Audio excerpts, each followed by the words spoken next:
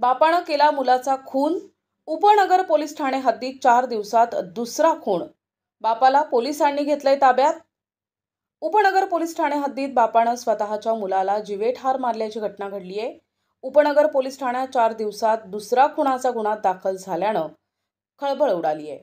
4 दिवसांपूर्वीच गंधर्वनगरी या ठिकाणी रविवारी संध्याकाळी एका 8 वर्षीय मतिमंद मुलावर अत्याचार करून त्याचा खून केल्याची घटना घडली होती. दारूच्या नशेत झालेल्या भांडणात बापानं स्वतःच्या मुलाला जीवेठार मारले.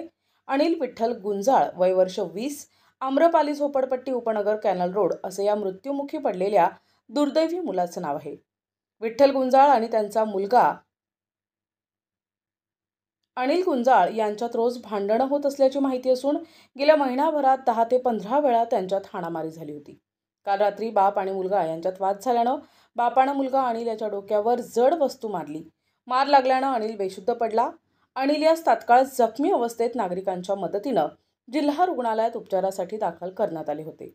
पण गंभीर दुखापत झाल्यानं सकाळी अनिलचा मृत्यू झाल्याचं उपनगर पोलिसांनी सांगितलंय.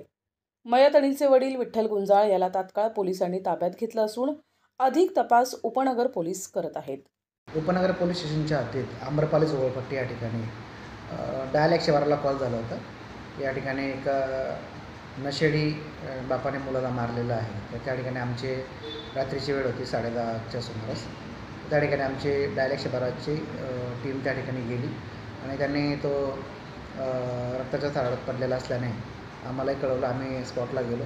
त्याला हॉस्पिटलाइज करण्यासाठी सिव्हिल हॉस्पिटलला पाठवलं आणि तो जो नशेडी त्यांचा बाप होता त्याला आम्ही ताब्यात घेतलं होतं रात्रीच काल.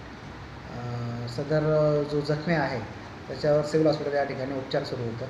तर आज सकाळी त्याला डॉक्टरांनी उपचारादरम्यान मयत घोषित केलेलं आहे. तर आमच्याकडे BNS 103 प्रमाणे गुन्हा दाखल करण्याची प्रक्रिया सुरू आहे आणि जो मारेकरी आहे नशेडी बाप त्याचं नाव आहे विठ्ठल गुंजाळ आणि त्याचा मुलगा मयत अनिल विठ्ठल गुंजाळ. तर आरोपी बापाला आम्ही ताब्यात घेतलेला आहे आणि त्याच्यावर आम्ही गुन्हा दाखल करून पुढची कारवाई करीत आहोत. सर, हा वाद कशामुळे त्यांच्या दोघांमध्ये काही कारण नाही, कारण काही निश्चित समोर आलेलं नाही आहे. पण त्यांच्या घरातच झालेला प्रकार आहे आणि नशेडी किंवा घरगुले असल्याने त्याच्यातून तो प्रकार घडलेला दिसतो प्राथमिकदृष्ट्या.